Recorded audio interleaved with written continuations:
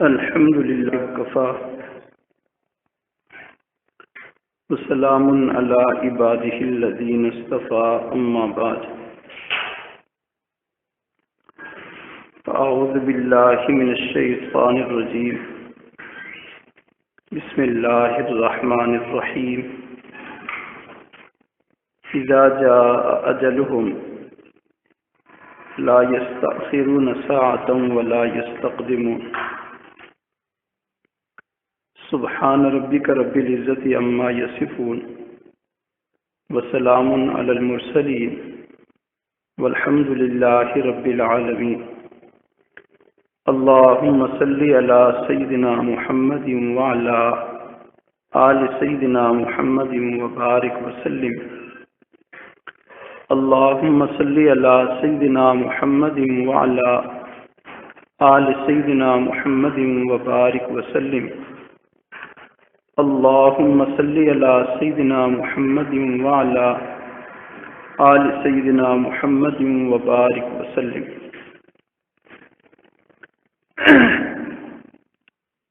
ارشاد فرمایا اللہ اذا جاء اجلهم، جب بندے کی موت کا وقت آتا ہے، لا یستأخرون ساعتا ولا یستقدمون، تو ایک گھڑی نہ انسان آگے ہوتا ہے نہ ایک پیچھے ہوتا ہے، بلکہ جو مقررہ وقت ہے عین اس وقت پہ انسان کی روح قبض ہو جاتی ہے. اللہ اکبر کبیرہ. ہماری یہ جو زندگی ہے یہ مدت زندگی متعین اور محدود ہے، تھوڑی ہو یا زیادہ ہو لیکن یہ محدود ہے، ختم ہو جانے والی ہے. بالفرض کسی کی عمر 100 سال بھی لگا لو تو 100 سال کے بعد اس نے پھر ختم ہو جانا ہے اور پھر اس نے دنیا سے چلے جانا ہے. اس کا مطلب یہ ہوا کہ ہماری مدت زندگی محدود اور متعین ہے، اس میں اضافہ نہیں ہو سکتا اور نہ یہ ہمیشہ ہمیشہ رہنی ہے. یہ مدت زندگی ادھار کا مال ہے. جب بندہ کسی سے کوئی چیز ادھار مانگ کے لاتا ہے عاریتن، تو بندے کی چاہت ہوتی ہے کہ تھوڑے وقت میں اس سے میں زیادہ کام کر لوں تاکہ وقت ضائع نہ ہو. یا کرائے پہ کوئی چیز لیتا ہے تو بندہ تھوڑے وقت میں اس سے زیادہ کام نکالتا ہے. بالکل اسی طرح ہماری یہ زندگی ایک کرائے کا مال یا ادھار کا مال ہے. ہمیں چاہیے کہ اس سے ہم تھوڑے وقت کے اندر زیادہ کام لیں اور اپنے لمحات زندگی کو قیمتی کاموں میں لگائیں. فرمایا الوقت سیف قاطع، وقت جو ہے یہ کاٹ دینے والی تلوار ہے. اگر تم اس کو کاٹو گے تو بہت اچھا، وگرنہ یہ تلوار تمہیں کاٹ کے رکھ دے گی. اس سے انسان فائدہ اٹھائے تو پھر ٹھیک، وگرنہ یہ تلوار انسان کو کاٹ دیتی ہے اور انسان کی زندگی ختم ہو جاتی ہے. اور فرمایا الوقت من ذہب، وقت جو ہے یہ سونے کی ڈلیا ہے. سونے کی ڈلیا کتنی قیمتی ہوتی ہے، لوگ اسے سنبھال کے چھپا کے تالوں میں باکس میں رکھتے ہیں. لیکن افسوس کہ آج کے زمانے میں وقت کی قدر و قیمت نہیں ہے، حالانکہ یہ سونے سے بھی زیادہ قیمتی ہے. وقت کا ایک ایک لمحہ، ایک ایک سیکنڈ، ایک ایک گھڑی یہ بہت قیمتی چیز ہے. فرمایا الوقت حیات، وقت ہی زندگی ہے. وقت ختم ہو گیا تو زندگی ختم ہوگی. تو وقت کی قدر و اہمیت یہ انسان کے دل میں ہونی چاہیے. ہمارا سب سے قیمتی سرمایہ دنیاوی اعتبار سے اس وقت وقت ہے. وقت ہے تو ہم سب کچھ کر سکتے ہیں، وقت نہیں تو کچھ بھی نہیں کر سکتے. تو یہ وقت بہت قیمتی سرمایہ ہے، لیکن لوگ اس کی اہمیت اور قدر کو نہ جاننے کی وجہ سے اسے ضائع کر دیتے ہیں۔ وقت کا ضیاع کرنا اسراف بھی ہے، وقت کو ضائع کرنا گناہ بھی ہے، اور وقت کو ضائع کرنے میں اپنا نقصان بھی ہے۔ بلکہ فرمایا کہ وقت کو ضائع کرنا یہ خودکشی کی مانند ہے۔ فرق صرف اتنا ہے کہ خودکشی میں انسان کی جان جاتی ہے تو پھر ہمیشہ کے لیے چلی جاتی ہے، انسان کی زندگی ختم۔ اور وقت کو ضائع کرنے میں یہ ہے کہ زندگی ملی تو تھی لیکن اس کو ضائع کر دیا، گویا ظاہری طور تو وہ زندہ رہا لیکن باطنی طور پہ اور وقت کو کام میں لانے کے اعتبار سے وہ مرا رہا۔ تو وقت کو ضائع کرنا یہ خودکشی کی مانند ہے اور حرام ہے۔ وقت کی مثال حکماء نے برف کی دی، فرمایا دیکھو برف جو ہے پگھلتی رہتی ہے، ختم ہوتی رہتی ہے، اگر اس کو آپ کام میں لگا لو، کام میں لے آؤ تو وہ برف فائدہ مند ہے، مفید ہو جاتی ہے۔ اگر ویسے ہی رکھی رہے اس سے فائدہ نہ اٹھاؤ تو وہ پگھل کے ختم ہو جاتی۔ تو وقت بھی اسی طرح ہے، اس سے اگر آپ کام لے لو، فائدہ اٹھا لو تو مفید، وگرنہ یہ وقت پگھلتے پگھلتے ختم ہو جائے گا اور انسان کی زندگی ختم ہو جائے گی۔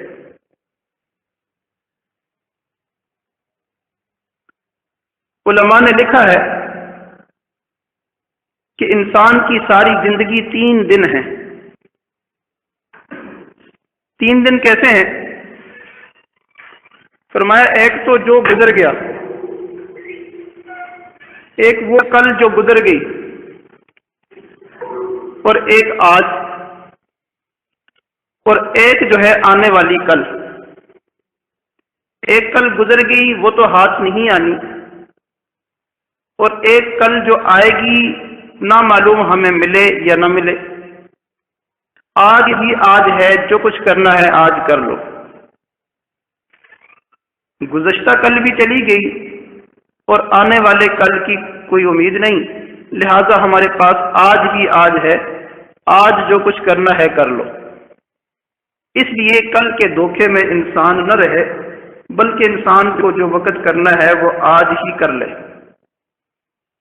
یہ زندگی اتنی مختصر ہے، کسی نے اس کو یوں کہا، یاد خدا کارے جہاں یاد رفتگاں۔ یاد خدا اللہ تعالیٰ کی یاد، کارے جہاں دنیا کے کام، اور یاد رفتگاں جو لوگ چلے گئے ان کی یاد۔ 2 دن میں کوئی کرے کیا؟ 2 دن ہے، اس میں یاد خدا کرے یا دنیا کے کام کرے یا چلے گئے لوگوں کو یاد کرے، یہ تو اتنا مختصر وقت ہے کہ اس میں انسان کیا کرے۔ تو الاہم فالاہم، 3 کاموں میں سے جو سب سے اہم ہے اس کو کر لو، باقی کو چھوڑ دو۔ تو سب سے اہم اللہ تعالیٰ کی یاد ہے۔ تو پتہ چلا کہ اس مختصر سی زندگی میں سب سے زیادہ جو اہم کام ہے وہ اللہ تعالیٰ کی یاد ہے، اسے پہلے کرنا چاہیے۔ باقی کام نہ بھی ہوئے تو خیر، لیکن اللہ تعالیٰ کی یاد تو ہر لمحے ضروری۔ داؤد طائی رحم اللہ کے بارے میں آتا ہے کہ آپ کھانا روٹی کے ذریعے نہیں کھاتے تھے بلکہ چورا کھاتے تھے۔ کسی نے پوچھا حضرت چورا کیوں کھاتے ہیں؟ تو فرمانے لگے کہ روٹی بنانے میں، پکانے میں، پھر کھانے میں بہت دیر لگتی ہے، تو میں چورا کھا کے گزارا کر لیتا ہوں، جو باقی وقت بچ جاتا ہے اللہ کی یاد میں گزارتا ہوں، اللہ تعالیٰ کے دین میں گزارتا ہوں، محنت کوشش کام میں گزارتا ہوں۔ ایک بزرگ تھے، دینی کاموں میں اتنے مصروف رہتے کہ انہیں فرصت کے اوقات کبھی نہ ملتے۔ دل میں چاہت ہوتی، سوچتے کہ کبھی سردیوں میں دھوپ کا دن ہوگا، دھوپ نکلے گی، سورج نکلے گا تو میں دھوپ میں بیٹھ کر گنا چوسوں گا۔ کہتے ہیں ساری زندگی یہ چاہت ان کے سینے میں رہ گئی، انہیں کبھی بھی گنا چوسنے کا دھوپ میں بیٹھ کر موقع نہ ملا۔ اتنی مصروف زندگیاں. تو ان لوگوں نے زندگی کے ایک ایک لمحے کو جو ہے کام میں لگایا. مفتی شفیع صاحب رحمہ اللہ کے بارے میں آتا ہے کہ ایک ایک منٹ کو قیمتی بناتے اور اس میں دین کا کام کرتے، کوئی لمحہ ضائع نہ ہو جائے. حتیٰ کہ خود فرماتے ہیں کہ جب میں بیت الخلا جاتا ہوں، حاجت کرتا ہوں، تو ہاتھ میرے فارغ ہوتے ہیں، کوئی کام نہیں ہوتا، تو میں سوچتا ہوں کہ یہ وقت ضائع ہو رہا ہے، اتنی دیر میں بیت الخلا کا لوٹا دھو لیتا ہوں، چلو یہ بھی ایک کام ہے نیکی کا، یہی کر لیتے ہیں، اس سے ہی ثواب مل جائے گا. تو میں بیت الخلا کا لوٹا دھو لیتا ہوں یا ارد گرد کی جگہ کی صفائی کر لیتا ہوں تاکہ وہ وقت بھی ضائع نہ ہو. اس سے پتہ چلتا ہے کہ ہمارے اکابر نے وقت کی کتنی قدر کی اور اس کی قیمت کو کیسے پہچانا اور ایک ایک لمحہ کیسے قیمتی بنایا. مولانا اعجاز علی رحمہ اللہ دارالعلوم دیوبند میں استاد تھے. ان کے بارے میں مشہور تھا، وقت کی پابندی ان کی مشہور تھی. کلاس پڑھاتے تھے تو کلاس ٹائم ہونے سے 2 منٹ 3 منٹ پہلے دروازے پہ پہنچ جاتے، لیکن چونکہ دوسرے استاد اندر پڑھا رہے ہوتے تھے تو وہ 2-4 منٹ وہ باہر ٹہلتے اور بے چینی کی کیفیت میں گزارتے. جیسے ہی گھنٹہ بجتا بس فوراً مولانا اعجاز علی صاحب میں داخل، اور جاتے ہی طلباء کو کہتے ہاں جی شروع کریں، سنانا شروع کریں، عبارت پڑھنا شروع کریں. تو فوراً طلباء ڈر کے وہ پڑھنا شروع ہو جاتے جیسے کوئی گاڑی سٹارٹ ہو جائے اور چل جائے. اگر کوئی طالب علم بیچ میں دیر لگاتا، سبق سنانے میں اسے یاد نہ ہوتا، کچا ہوتا اور رک رک کے بات کرتا، تو پھر ہاں جی کی جو ہے آگے بولیں اتنا زیادہ وہ اصرار فرماتے کہ طالب علم پریشان ہو جاتا، اتنا جو ہے اس کے اوپر ایک روب طاری ہو جاتا کہ استاد جی بار بار پوچھ رہے ہیں. تو انہیں چین نہیں آتا تھا کہ یہ لمحات بیچ میں خاموشی میں کیوں گزر رہے ہیں، یہ ضائع کیوں ہو رہے ہیں. وہ چاہتے تھے کہ بس مشین کی طرح کام چلتا رہے اور کوئی لمحہ بھی ہمارا ضائع نہ ہو. اور بلا مبالغہ حضرات فرماتے ہیں کہ گھنٹے کے آخری منٹ تک سبق ہوتا تھا. جیسے گھنٹہ بجتا تھا کتاب بند، دوسری کلاس کے طلباء آ جاتے پھر ان کو پڑھاتے، پھر گھنٹہ بجتا پھر کتاب بند، اگلی کلاس کے طلباء آ جاتے پھر ان کو پڑھاتے. انہوں نے اپنی ساری زندگی اس طرح پڑھتے پڑھاتے گزار دی، کبھی ان کا نہ کلاس میں ہوتا نہ کبھی ان کا کوئی منٹ لیٹ ہوتا. ایک ریکارڈ تھا ان کا وقت کی پابندی کا. تو یہ ہمارے اکابر تھے جنہوں نے وقت کی اتنی قدر و قیمت کو پہچانا اور اتنا اس سے کام لیا. عامر بن عبد القیس مشہور تابعی ہیں، دین کے کاموں میں اتنا مصروف رہتے. تو ایک صاحب نے کہا حضرت آپ سے ملاقات کرنی ہے، کوئی مشورہ کرنا ہے، وقت چاہیے. انکار تو نہ کیا، فرمانے لگے ٹھیک ہے جیسے موقع ملتا ہے تو آپ کو وقت دیں گے. وقت گزرتا رہا موقع نہ ملا. ان صاحب نے آ کے پھر اصرار کیا کہ حضرت آپ سے وقت مانگا تھا، لیکن چونکہ مجبور تھے وقت نہیں دے پا رہے تھے تو فرمانے لگے آپ یہ سورج کی گردش کو کچھ دیر کے لیے روک لو تو پھر وقت نکل آئے گا، وہ وقت میں آپ کو دے دوں گا. اتنے زیادہ مصروف. اور ہمارے حضرت جی دامت برکاتہم دینی اور تبلیغی کاموں میں اتنے مصروف کہ ایک دفعہ کچھ حضرات آئے اور وقت کا اصرار کیا. کئی دفعہ وقت مانگتے رہے لیکن ایک دفعہ بہت جب اصرار کیا تو حضرت فرمانے لگے دعا کریں کہ دن رات 24 گھنٹے کے بجائے 48 گھنٹے کے ہو جائیں تو پھر وقت نکل آئے گا، میں آپ کو دے دوں گا. ان لوگوں کا وقت کتنا مصروف ہے، لیکن ہم اپنے وقت کو کتنا ضائع کرتے ہیں. معروف کرقی رحمہ اللہ ایک مشہور بزرگ گزرے ہیں، ان کے بارے میں آتا ہے کہ وہ کہیں بیٹھے تھے اپنا کام کر رہے تھے تو کچھ دوست احباب آ کے بیٹھ گئے. اب کافی دیر بیٹھے رہے، اٹھے نہیں.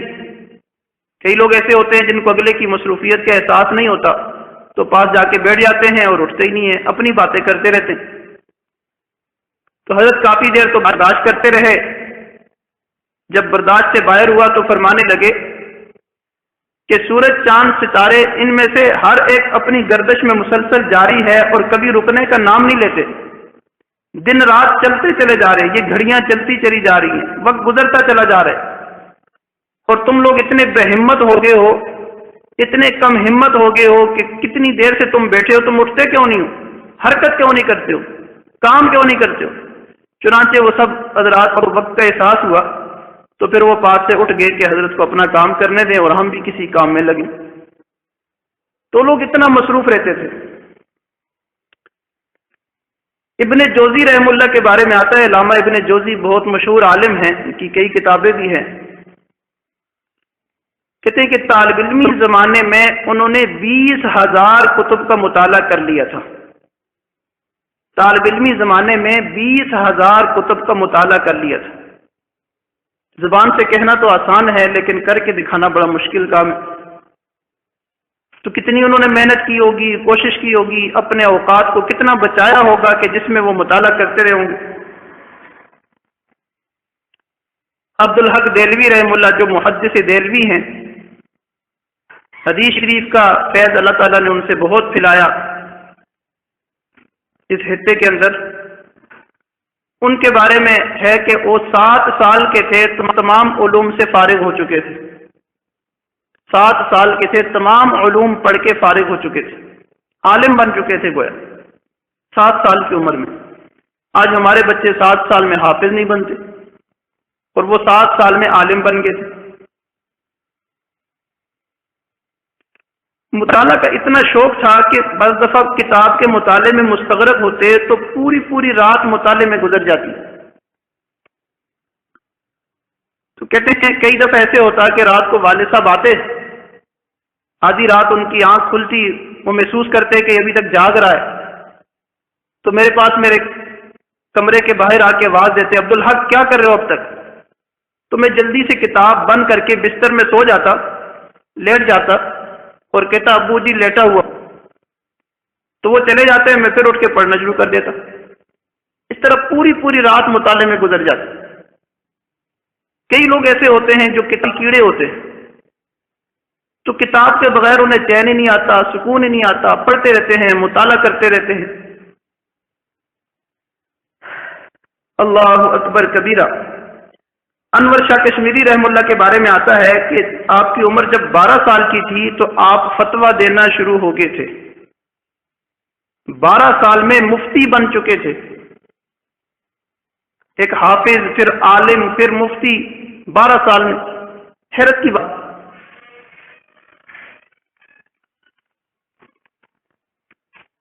ایک دفعہ جو ہے آخری زمانے میں بیمار ہو گئے، آپ کو بھی مطالعے کا بڑا شوق، حافظہ بھی غضب کا، تو جب زیادہ بیمار ہوئے، شدت ہوئی بیماری کی، تو افواہ کی کہ حضرت کا انتقال ہو گیا۔ رات کو یہ افواہ پھیلی تو صبح سویرے بہت سارے علماء حضرت کے گھر تشریف لے گئے، پہنچ گئے۔ آگے دیکھا تو حضرت حیات تھے، پتہ چلا وہ ویسے ہی افواہ تھی، ایسی کوئی بات نہیں ہے۔ وہاں کے لوگوں نے بتایا کہ مرض شدید تو ہوا تھا لیکن ایک بات نہیں ہوئی۔ خیر اگلی رات کو کچھ علماء عیادت کے لیے آئے، جس میں علامہ شبیر احمد عثمانی رحم اللہ بھی تھے، یہ حضرات بھی تھے۔ رات کا اندھیرا تھا تو حضرت کے کمرے میں جب تشریف لے گئے تو کیا دیکھتے ہیں کہ حضرت نماز والی چوکی پہ بیٹھے ہیں، روشنی کم ہے، کچھ دیا وغیرہ کچھ چراغ جلایا ہوا ہے، سامنے تپائی پہ ایک بڑی کتاب رکھی ہوئی ہے، اور جھک کر نظریں قریب کر کے اس کتاب کا مطالعہ فرما رہے، اس بیماری کے حال میں، مرض الموت میں۔ باقی حضرات تو جرأت نہ کر سکے کہ حضرت کو کچھ کہیں، لیکن علامہ شبیر احمد عثمانی رحم اللہ آگے بڑھے، کہنے لگے حضرت مجھے سمجھ نہیں آتی کہ وہ کون سا مسئلہ باقی رہ گیا ہے جو آپ کو ابھی نہیں آتا اور آپ اس کا علم حاصل کرنا چاہتے ہیں۔ اگر ایسا کوئی مسئلہ ہے بھی تو پھر اس کی اس موقع پہ کیا اتنی مجبوری پیش آ گئی کہ آپ کو دیکھنا ضروری ہو گیا؟ آپ کی طبیعت کیسی ہے، صحت کیسی ہے، اور آپ پھر بھی جو ہے علم کے اس انہماک میں اور لگے ہوئے ہیں، اور اپنے اوپر کتنا آپ نے بوجھ ڈالا ہوا ہے۔ اگر مجبوری بھی پیش آ گئی تو ہم خادم مر گئے ہیں، ہمیں بتا دیتے، ہم اس مسئلے کو نکال کے آپ کے سامنے پیش کر دیتے۔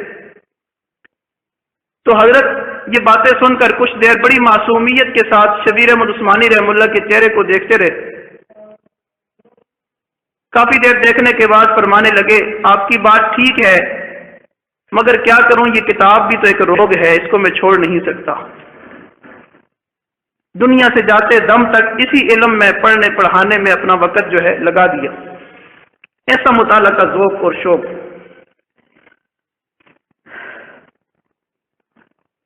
اسی طرح حضرت مولانا مفتی محمد تقی عثمانی صاحب 16 سال کی عمر میں عالم بن گئے تھے، 16 سال کی عمر میں عالم بن گئے تھے، اور عالم بننے سے 2 سال قبل سادسہ یا سابعہ کے سال میں فتویٰ لکھنا شروع کر دیا تھا۔ یہ حضرات مفتی پہلے بن جاتے تھے، چونکہ ہدایہ ہے نا، فقہ کی کتاب ہدایہ ہے، تو ہدایہ جب ختم ہو گئی، وہ پڑھ لی تو گویا بندے نے فقہ پڑھ لیا، پھر وہ فتویٰ دے سکتا ہے۔ لیکن پہلے ترتیب یہ ہوتی تھی کہ ہدایہ اتنے کمال کے ساتھ پڑھائی جاتی تھی کہ بندے کو وہی فتویٰ کی مشق ہو جاتی تھی اور فقہی مسائل پر عبور ہو جاتا تھا۔ لیکن آہستہ آہستہ استعدادیں کمزور ہو گئی اور وہ چیز نہ رہی، تو اب دورے کے بعد علادہ سے فقہ پر دوبارہ وقت لگانے کی ضرورت ہوتی ہے تاکہ یہ مہارت پیدا ہو جائے۔ تو آپ نے فتویٰ دینا حضرت مفتی شفیع صاحب رحمہ اللہ کی نگرانی میں پہلے ہی شروع کر دیا تھا۔ حضرت فرماتے ہیں کہ میرا یہ مزاج ہے، اپنے والد ماجد رحمہ اللہ سے سیکھا ہے کہ دوپہر کو کیلولے کے وقت سب طلباء سوتے تھے، میں دارالعلوم کراچی کی لائبریری میں چلا جاتا تھا۔ چونکہ وہاں کا جو خادم اور ناظم تھا اس نے ہوتا تھا تو وہ لائبریری بند کرتا تھا، تو میں نے اس سے کسی طریقے سے منوا لیا کہ آپ جب جائیں تو باہر سے تالا لگا کر چلے جایا کریں، مجھے اندر چھوڑ جایا کریں، ظہر میں آپ آئیں گے تو تالا کھول لینا، میں باہر نکل جاؤں گا، اتنا وقت میرا فارغ ہے، اس کو میں مطالعے پہ لگانا چاہتا ہوں۔ فرماتے ہیں کہ دارالعلوم کراچی لائبریری کی کوئی چھوٹی اور کوئی بڑی کتاب میں نے نہیں چھوڑی جس کو میں نے پڑھا نہ ہو اور مطالعہ نہ کیا ہو۔ کچھ کتب کا ایسا ذخیرہ تھا پرانا نایاب قسم کا، جس کو عام لوگ ہاتھ نہیں لگاتے تھے اور لوگوں کی اس طرف توجہ رسائی نہیں تھی۔ الحمدللہ اس عاجز کو وہاں تک بھی رسائی ہوئی اور وہاں سے ایسی نایاب کتابیں نے نکال کے پڑھی کہ جو عام لوگوں نے نہیں پڑھی ہوئی تھی۔ اور فرماتے ہیں کہ اگر ناظم مکتبہ کو کسی کتاب کا پتہ نہ چلتا کہ وہ کتاب کدھر رہی ہے تو میں بتا دیتا فلاں جگہ رکھی۔ کہتے اس کے بعد بھی میرا یہ مزاج رہا کہ کوئی کتاب میرے سامنے آتی ہے، چھوٹی ہو یا بڑی ہو، اول تو میری کوشش ہوتی ہے کہ اول تاخر اس کو ساری پڑھوں۔ کتاب کوئی بھی ہو اس میں کچھ نہ کچھ فائدہ تو ہوتا ہے، اگر یہ نہ ہو سکے تو کم از کم اس کی ورق گردانی تو کر ہی لیتا ہوں، اس کی فہرست پڑھ لی، اس کے موضوعات پڑھ لیے، کون کون سے مسائل اس میں، یہ چیز میں کر ہی لیتا ہوں۔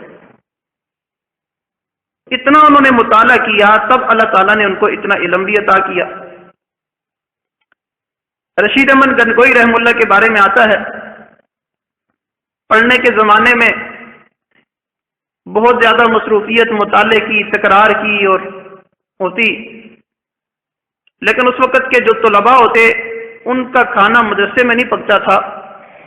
اہل محلہ میں سے کچھ لوگ ذمہ داری اٹھا لیتے تھے کہ ہم 4 طلباء کا 5 طلباء کا کھانا بھیج دیا کریں گے، اور وہ کھانا بھی گھر سے اکثر طلباء خود ہی لاتے تھے۔ تو دوپہر کے وقت رشید احمد گنگوئی رحم اللہ اپنا کھانا لینے کے لیے روزانہ کسی گھر جاتے، تو راستے میں کہتے ہیں کہ مجھے ایک مجذوب روزانہ دیکھتا، تو ایک دفعہ پوچھنے لگا کہ رشید احمد تم روزانہ اس راستے سے کیوں جاتے ہو؟ تو میں نے کہا کہ مجھے گھر سے کھانا لانا ہوتا ہے اس لیے جاتا ہوں۔ تو پوچھنے لگا اور راستہ نہیں ہے؟ تو بتایا کہ راستہ تو ایک اور بھی ہے، لیکن وہ بازار کا راستہ ہے، وہاں بد نظری کا خطرہ ہے، لہذا میں ادھر سے جاتا ہوں تاکہ کسی قسم کی بد نظری نہ ہو۔ تو مجذوب 2-4 دن دیکھتا رہا، پھر اس کے دل میں خیال آیا، کہنے لگا لگتا ہے تم مالی طور پہ کمزور ہو، آپ کو معاشی تنگی ہے، میں آپ کو ایک گر بتاتا ہوں سونا بنانے کا، آپ میرے پاس وقت نکال کے آنا، میں آپ کو سونا بنانا سکھاؤں گا۔ تو رشید احمد گنگوئی رحم اللہ فرماتے ہیں کہ میں نے ہاں تو کر دی، لیکن پڑھنے پڑھانے میں اتنا میں مشغول ہوتا کہ مجھے وقت ہی نہ ملا کہ میں اس کے پاس جاؤں۔ جمعہ کے دن چھٹی ہوتی تو جمعہ کے دن بھی میں اپنا ذاتی مطالعہ کرتا اور کچھ ایسے کام کرتا جس کی وجہ سے مجھے فرصت نہ ملی، تو میں اس کے پاس نہ جا سکا۔ وہ ایک دن خود ہی مدرسے میں آ گیا اور کہنے لگا بھائی آپ اب تک آئے نہیں۔ میں نے پھر اگلے جمعہ کا وعدہ کر دیا کہ اگلے جمعہ پہ اگر موقع ملا تو انشاءاللہ آؤں گا۔ تو اگلا جمعہ آیا، مجھے یاد ہی نہ رہا مصروفیت کی وجہ سے، میں پھر نہ جا سکا۔ پھر اس نے پیغام بھجوایا کہ ابھی تک آئے نہیں، پھر اگلے جمعے کا کہہ دیا، پھر وہ جمعہ آیا، پھر نہ جا سکا۔ مصروفیت اتنی کہ جا ہی نہ تھا۔ آخر کار اس سے عذر کیا کہ بھائی مصروفیت کی وجہ سے میں معذور ہوں، آپ میرا عذر قبول کریں، میں آپ کے پاس نہیں آ سکتا۔ ہم کوئی ہوتا تو کہتا پہلے سونا بنانا ہے بعد میں پڑھ لیں گے، لیکن وہ اپنے علمی انہماک سے نہ نکلے۔ آخر کار وہ مجذوب خود چھٹی والے دن حضرت رشید احمد گنگوئی رحم اللہ کے پاس گیا مدرسے میں۔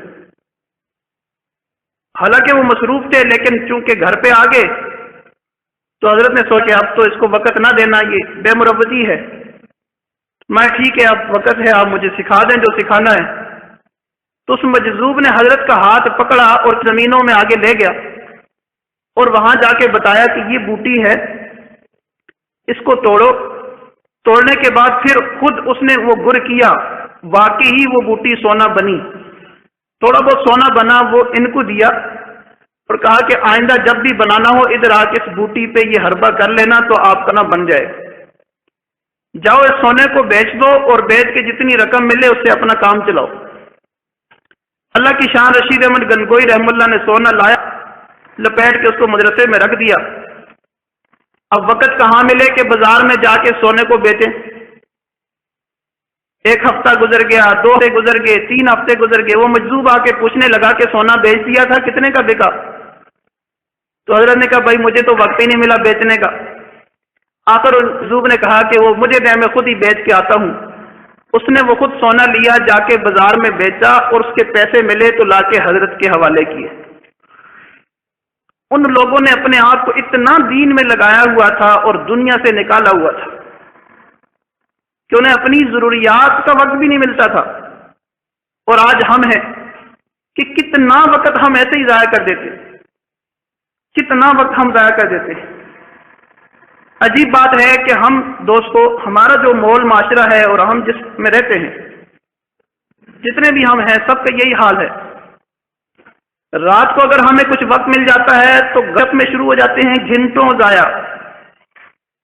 دن کو ہمیں چھٹی کے دن وقت مل جاتا ہے تو سونے میں لگ جاتے ہیں، گھنٹوں سوئے رہتے ہیں۔ تو یہ ایک ہماری عادت بن گئی، رات کو بھی وقت ضائع، دن کو بھی وقت ضائع۔ یہ گپ شپ کی عادت بھی لایانی ہے اور بہت زیادہ سونا بھی لایانی۔ اس کا مطلب یہ ہے کہ آپ سو نہیں گئے، آپ مر گئے۔ جیسے پہلے بتایا کہ وقت کو ضائع کرنا خودکشی ہے، تو آپ ساتھ ظلم کر رہے ہیں کہ اپنے وقت کو ضائع کر رہے۔ ابن جوزی رحم اللہ فرماتے تھے مجھے ایسے لایانی لوگوں سے بہت وحشت ہے، نفرت ہے۔ ایسے لایانی لوگوں سے میں اللہ کی پناہ مانگتا ہوں جو اپنے وقت کو ضائع کرتے ہیں، گپ شپ میں لگ جاتے ہیں یا سونے میں لگ جاتے ہیں۔ ایسے لوگوں سے مجھے کوفت ہوتی ہے اور ان سے میں دور رہنا چاہتا ہوں۔ اور فرمانے لگے میں بہت چاہتا ہوں کہ لوگوں سے بچوں اور اپنا وقت بچاؤں، لیکن یہ ملنے جلنے والے لوگ میرا بہت وقت ضائع کر دیتے ہیں۔ تو میں نے پھر اپنے اوپر یہ لازم کیا، اب اگر بالکل ملنا چھوڑ دوں تو پھر بھی نقصان ہوتا ہے۔ لوگوں کی بھی کچھ ضروریات حاجات ہوتی ہیں، وہ بھی پوری کرنی ہوتی ہیں۔ یہ بھی نہیں کر سکتا کہ بالکل قطع تعلق ہو جاؤں۔ اس لیے میں نے اپنے یہ اصول لازم کیا ہے کہ اول تو لوگوں سے اختلاط کم سے کم رکھنا ہے تاکہ میرا وقت ضائع نہ ہو، لیکن جہاں ضرورت اور مجبوری ہو وہاں اختلاط تو کرنا ہے، لیکن بات مختصر سے مختصر کرنی ہے تاکہ وقت بچے۔ اور تیسری بات یہ کہ جب بات کرنی ہے ان کے ساتھ تو اس وقت کے لیے میں نے چھوٹے چھوٹے کام سمیٹ کے رکھنے ہیں تاکہ ان کے ساتھ بات بھی کروں اور ساتھ چھوٹے چھوٹے کام بھی کرتا رہوں، وہ وقت بھی میرا ضائع نہ ہو۔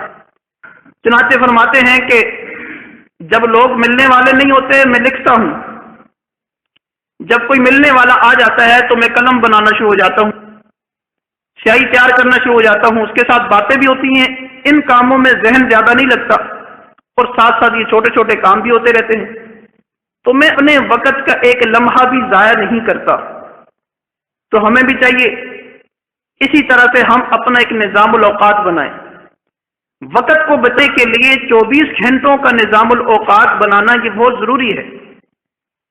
صبح کتنے بجے اٹھنا ہے، اس کے بعد کیا کرنا ہے، اس کے بعد کیا کرنا ہے، اس کے بعد کیا کرنا ہے، ایک اپنا نظام الاوقات انسان زندگی کا بنا لے۔ حالات اور تقاضے تو بدلتے رہتے ہیں، بعض بندے کو معمول چھوڑنا بھی پڑتا ہے، لیکن نظام الاوقات کی پابندی رہے گی تو وقت ضائع نہیں ہوگا۔ اگر بے نظم ہی رہیں گے ساری زندگی تو کوئی ترتیب نہیں ہوگی، کہیں کسی کے ساتھ بیٹھے تو گھنٹوں وہیں گزر گئے، کسی کام سے نکلے تو گھنٹوں وہیں گزر گئے، اپنے دوسرے کام کی پھر انسان کر نہیں ہوتی۔ تو نظام الاوقات بنانے سے پھر انسان کے اوقات زندگی محفوظ ہو جاتے ہیں۔ تو ان کو محفوظ کرنے کا یہ بہت اچھا طریقہ ہے کہ انسان نظام الاوقات بنا لے۔ حضرت تھانوی رحمہ اللہ کے نظام الاوقات بڑا مشہور ہے کہ ایک ایک لمحے اور ایک منٹ کو گن گن کر وہ گزارتے تھے، حتیٰ کہ انہوں نے ہر کام کے لیے وقت رکھا ہوا تھا۔ عصر سے مغرب کے درمیان اپنی زوجات، 2 بیوی، ان سے ملاقات کا بھی وقت رکھا ہوا تھا۔ اب عصر سے مغرب آدھا ٹائم ایک بیوی کو دینا ہوتا تھا اور آدھا ٹائم دوسری کو، تاکہ ان کی ضروریات اور حاجات سے متعلق بات ہو، پوچھیں کیا لانا ہے، کیا کرنا ہے۔ کتابوں میں لکھا ہے کہ جب کسی بیوی کے پاس 30 منٹ یا 20 متعین ہیں تو پھر 20 سے 21 منٹ نہیں ہوتے تھے، 20 منٹ ہی ہوتے تھے، پھر اس کے بعد اگلی بیوی کے پاس چلے جاتے تھے، اس کے پاس بیٹھتے تھے۔ اتنا نظام الاوقات کے پابند تھے، حتیٰ کہ ایک مرتبہ آپ کے شیخ اور استاد شیخ الہند حضرت مفتی محمود رحم اللہ، محمود الحسن رحم اللہ، وہ آئے آپ کے ہاں مہمان ہوئے، تو صبح ان کو ناشتہ وغیرہ کھایا اور ناشتہ کرانے کے بعد عرض کیا کہ حضرت اس وقت میرا جو ہے کوئی کتاب لکھنے کا معمول ہے، اگر اجازت ہو تو میں جا کے لکھ آ جاؤں۔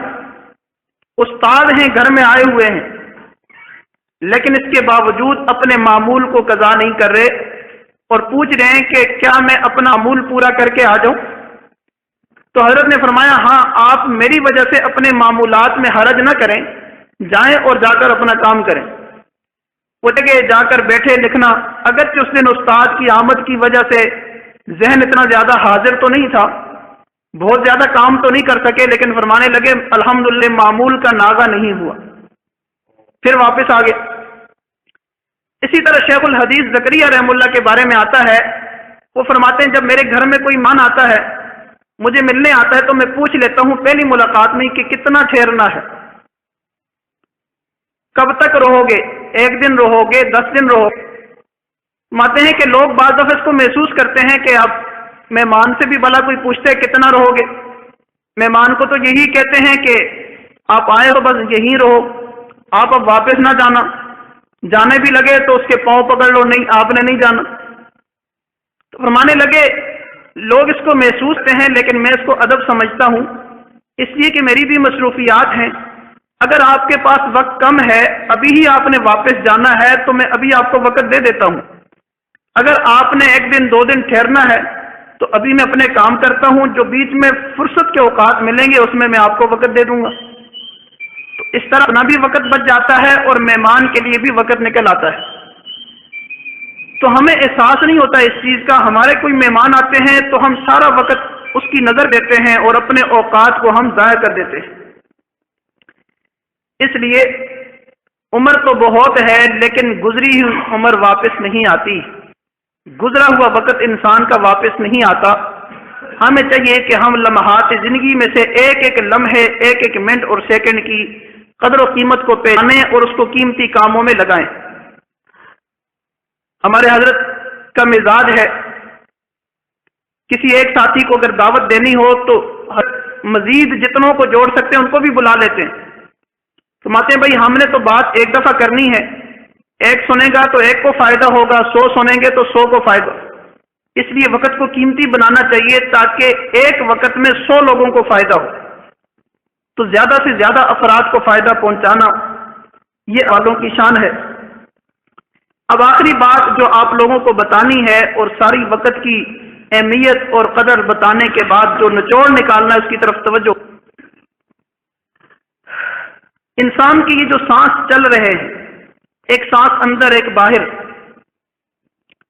ہر سانس میں اللہ تعالیٰ کا بندے کی طرف ایک امر متوجہ ہوتا ہے۔ ہر سانس میں وہ امر کیا متوجہ ہوتا ہے؟ وہ یہ کہ انسان کی 4 حالتیں ہیں، یا تو بندہ نعمت کی حالت میں ہوگا، اللہ تعالیٰ کی نعمتیں مل رہی ہوں گی، خوشی کی حالت میں ہوگا، یا جو ہے ابتلا آزمائش اور مصیبت کی حالت میں ہوگا، یا اطاعت کی حالت میں ہوگا، اللہ تعالیٰ کی اطاعت اور فرما برداری میں ہوگا، یا اللہ تعالیٰ کی کسی نافرمانی اور گناہ میں ہوگا۔ یہ 4 حالتیں ہوتی ہیں عام طور پہ ہر بندے کی۔ اگر اس سانس جو آپ کا چل رہا ہے، اس سانس کے اندر آپ پہ اللہ کی نعمت آئی تو اللہ کا شکر واجب ہے۔ اگر اس سانس میں آپ پر کوئی آزمائش اور مصیبت آئی تو صبر واجب ہے، اور اگر اس سانس میں آپ اللہ تعالیٰ کی اطاعت اور فرما برداری میں ہیں تو اس میں بھی اللہ تعالیٰ کے فضل کا مشاہدہ، اللہ تعالیٰ کی مہربانی کا مشاہدہ یہ آپ پہ واجب ہے کہ اللہ کتنے مہربان ہیں، انہوں نے مجھے اپنی اطاعت میں لگایا ہوا ہے۔ اور اگر آپ خدا نخواستہ کسی معصیت اور نافرمانی میں ہے اس سانس کے اندر، تو اللہ تعالیٰ کا یہ امر کے گناہ کو چھوڑ توبہ کر، یہ امر آپ کی طرف ہر سانس میں متوجہ ہوتا ہے۔ تو یہ صبر ہو، شکر ہو، استغفار ہو یا استعاذہ ہو، یہ باطنی چیزیں ہیں۔ دل ہی دل میں اللہ کا شکر یا اللہ کا صبر یا اللہ کے فضل کا مشاہدہ یا دل ہی دل میں استغفار، یہ باطنی امور ہیں جو ہر سانس ہر بندے کی طرف متوجہ ہوتے ہیں، ہر سانس متوجہ ہوتے ہیں، ہر لمحے متوجہ ہوتے ہیں۔ لیکن یاد رکھو جو امور ظاہرہ ہیں اور جن کا وقت مقرر ہے، نماز ظہر کی اس وقت ہے، جمعہ کی اس وقت ہے، عصر کی اس وقت ہے، ان کی قضا تو بعد میں ہو سکتی ہے کہ چلو ظہر میں اول وقت میں نماز نہ پڑھی تو عصر کا وقت بچے گا، وہاں پڑھ لیں گے، مغرب میں پڑھ لیں گے، عشاء میں پڑھیں گے، چونکہ وہ پورا دن نہیں ہوتی، صرف 5 وقت ہوتی ہیں۔ لیکن یہ جو امور باطنہ ہیں، صبر، شکر، استغفار، استعاذہ اور اس طرح کی چیزیں، یہ ہر لمحے میں آپ پر نئے سرے سے واجب ہیں۔ اس سانس میں اس سانس کا شکر اور صبر واجب ہے، اگلے سانس میں اگلے سانس کا شکر اور صبر واجب ہے۔ اگر آپ نے پہلے سانس کو غفلت میں گزار دیا، صبر شکر نہ کیا، تو اس کی قضا اگلے سانس میں نہیں سکتی، کیونکہ وہاں تو علادہ سے صبر شکر لازم ہے۔ اس لیے امور ظاہرہ کی قضا تو ہو سکتی ہے، لیکن امور باطنہ کی قضا نہیں ہو سکتی۔ ہمیں چاہیے کہ ہم ایک لمحہ بھی اللہ کی یاد سے غفلت میں نہ گزاریں اور ہر لمحہ اللہ تعالیٰ کی یاد ہی میں گزاریں۔ اللہ اکبر کبیرہ، کل کرے سو آج کر، آج کرے سو اب، کل کرے سو آج کر، جو کل کرنا ہے وہ آج ہی کر لے، اور جو آج کرنا ہے وہ بعد کے بجائے ابھی کر لے۔ پل میں پرے ہوئے گی پھر کرے گا کب، ایک پل میں موت آ جائے گی اور انسان اس دنیا سے چلا جائے گا، پھر کب کرے گا؟ اس لیے آج کا معاملہ کل پہ ڈالنا یہ تصویف ہے اور شیطانی عمل ہے۔ علماء نے لکھا ہے کہ اس تصویف سے بچنا چاہیے، شان سے پناہ مانگنی چاہیے کہ وہ ہمیں ٹال مٹول میں ڈالتا ہے۔ یاد رکھو جتنا دھوکہ ہم لوگوں نے کل سے کھایا ہے، اتنا دھوکہ ہم نے کسی اور چیز سے نہیں کھایا کہ یہ کام ہم کل کر لیں گے۔ مفتی شفیع صاحب رحم اللہ فرماتے تھے اگر آپ 2 کام کر رہے ہیں تیسرے کو بھی کرنا ہے تو اس کا گویا ہے کہ ان دو کاموں میں تیسرے کو بھی گھسا دو. جہاں وہ دو ہوں گے یہ تیسرا کام بھی ہو جائے گا. لیکن اگر وہ تیسرا کام آپ نے یہ سوچ کر چھوڑ دیا کہ کر لیں گے تو وہ اٹک جائے گا اور لٹک جائے گا، پھر کبھی نہیں ہوگا. اس لیے کل کے بجائے ابھی، آج اور آج کے بجائے ابھی انسان اپنے کاموں کو کر لے اور اپنے اوقات زندگی کو انسان ضائع نہ کرے. جو سمجھدار لوگ ہیں، علماء ہیں، حکماء ہیں، ان کی ذہن میں آپ کو کل کا تصور نہیں ملے گا کہ یہ ہم نے کل کرنا ہے، بلکہ جو وقت اور فرصت اللہ تعالیٰ نے دے دی اس میں انسان اس کام کو کرے. تو کیا کام ہے؟ ہم جو فرصت اللہ تعالیٰ نے ہمیں عطا کی اس میں سب سے اہم کام، اب چونکہ وقت کم ہے، زندگی تھوڑی ہے اور کام زیادہ ہے، کیا کیا کریں؟ تو سب سے اہم کام یہ ہے کہ انسان توبہ استغفار کر کے اللہ تعالیٰ کی رضا کو حاصل کرے. سچی توبہ کر کے اللہ تعالیٰ سے معافی مانگ کے اللہ تعالیٰ کے ساتھ جڑ جائے، اللہ تعالیٰ کی دوستی میں آ جائے، اللہ تعالیٰ کی محبت میں آ جائے. تو اس لیے سیدنا علی رضی اللہ تعالیٰ نے فرمایا تھا کہ 5 کاموں میں جلدی کرو، ان میں سے ایک فرمایا توبہ میں جلدی کرو. توبہ کے اندر آپ ٹال مٹول نہ کرو کہ کل کر لیں گے یا پرسوں کر لیں گے، جوانی میں کر لیں گے، بڑھاپے میں کر لیں گے، نہیں، بلکہ ابھی توبہ کرو. توبہ کر کے اللہ تعالیٰ کے ساتھ تعلق جوڑو اور ایک ایک سانس اللہ تعالیٰ کی یاد میں گزارنے والے بن جاؤ اور اوقات زندگی اور لمحات زندگی کو غفلت نہ گزارو، تاکہ کل قیامت کے دن ہمیں ندامت اور پشیمانی نہ اٹھانی پڑے. دعا ہے اللہ تعالیٰ ہم سب کو اپنے اوقات کی قدر کرنے کی توفیق عطا فرمائے. وآخر دعوانا ان الحمد للہ رب العالمین.